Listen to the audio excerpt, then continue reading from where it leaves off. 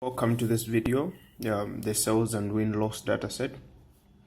In this dataset, we are actually analyzing the different paths taken by the company, which actually have an influence whether the company will have a win or a loss on the sales. So the basic idea in this dataset is to analyze the different features and identify the features that impacted into a loss so that we can isolate them from the other features so that the productivity or the sales of the company can be improved in the near future. So the first basic thing to do is to import essential libraries for data analysis and general computation purposes. So this is the first thing that we're doing, importing libraries. The next, I am actually importing the dataset into the project. And I've decided to name the dataset as DF. And after importing the dataset, what you want to do is to have a general view of the data. So there are a number of commands that you can do to see that. The first thing I'm doing is df.head. So you can just see the first 5 lines of the dataset, and then similarly, I'm also going for df.tail to see the last dataset. So now this is very important because from here I can actually understand that there are a few features which are categorical in nature. So that will be very important to go further with the analysis. Then the next line, what I'm doing here is to check.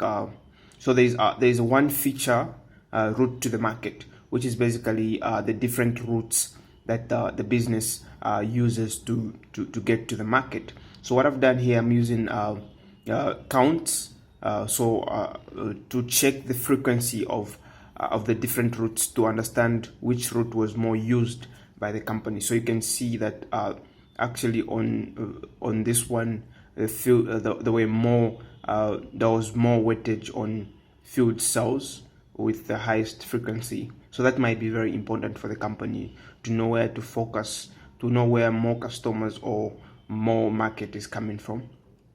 Then I'm also trying to get the general information about the company by just typing df.info.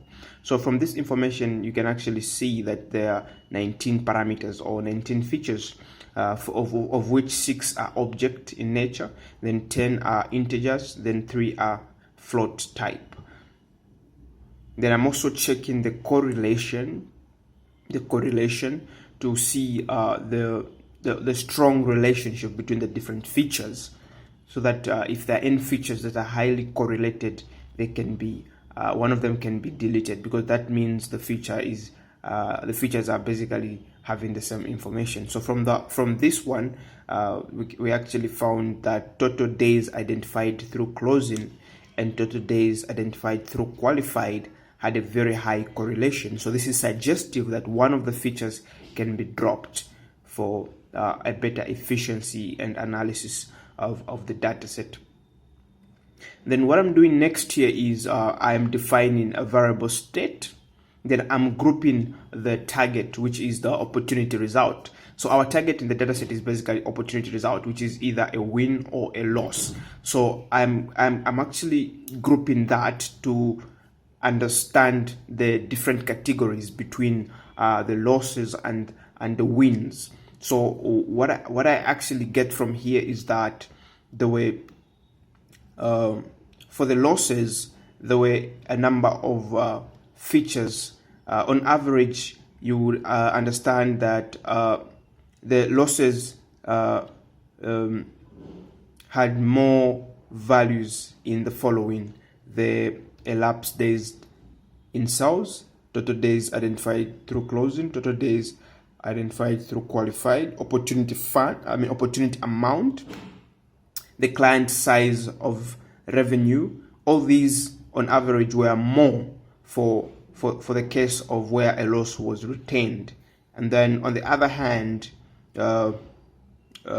we also see that revenue from the client for the past 2 years was more on average for the case of a win. So this is essential to actually minimize or avoid certain features based on their distribution. Then I'm also trying to isolate the competitor type feature by checking its frequency as well by grouping it. So you can actually see that there are actually three categories that are falling under competitor type. So there is known, none, and unknown. So it's actually essential to see that on average the competitor type with more opportunity amount is known type followed by the unknown type. So this might be also essential if at all this feature is really important. Then I'm actually defining a variable delete where I'm going to put the features which are less important and have to be deleted based on the analysis that we've done above. So I'm redefining the data frame. Data is equals to df.drop, and I'm in the arguments I'm putting the delete list that I've actually defined on top there. Then I'm putting access is equals to 1, starting from the first column. Then here I'm just checking the data after doing the above steps, so you can actually see that some of the features have been deleted. Then the next thing I'm doing here is checking the frequency of the region. So there are different regions, and the reason why you want to check the frequency, you want to know where more customers were coming from or where more potential customers will come from. So by just doing a value dot count, you can actually see that Midwest had the highest frequency. So this tells the company more customers are coming from that region. So if at all there are certain issues or certain measures that have to be taken, this might be very important to do for the company. Then followed by the Pacific region, then Northeast, and it goes on with Northeast with a least frequency, or we can actually equivalent to say a least customers coming from that region. So what we've done so far is the numeric data analysis. Now next, what you want to do is the graphical visualization or graphical analysis to understand the data further. So what I'm doing here is I'm just actually plotting the distribution of 3 features: total days identified through qualified, opportunity amount in US dollars, client size by revenue. So these are the 3 distributions that I want to plot using the distribution plot. And the reason you want to do this is to understand whether the feature has a normally distributed data, or the data is not normally distributed, because data that is normally distributed is easy to handle for us. So you can actually see that the first 2 graphs are a bit more predictable because they are unimodal in nature, but the last part, which is client amount, there's a lot of variation in that, so we can't really tell much about the behavior of the data from that graph. Then the next thing I'm actually doing right now here is splitting the data, actually splitting the target from the features. So I'm actually defining Y, which is my target, as opportunity result, and then the rest of the data frame as X. So I'm just dropping opportunity result from the data.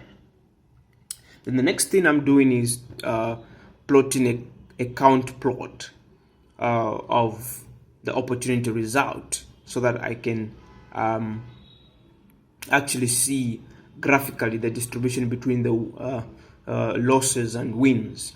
And I'm also printing the number of losses and the number of wins, so you can see there were actually more losses than wins, which is quite very bad for the company at this moment. The next, I'm actually using the facet grid, where I'm plotting the region, the distribution of the regions.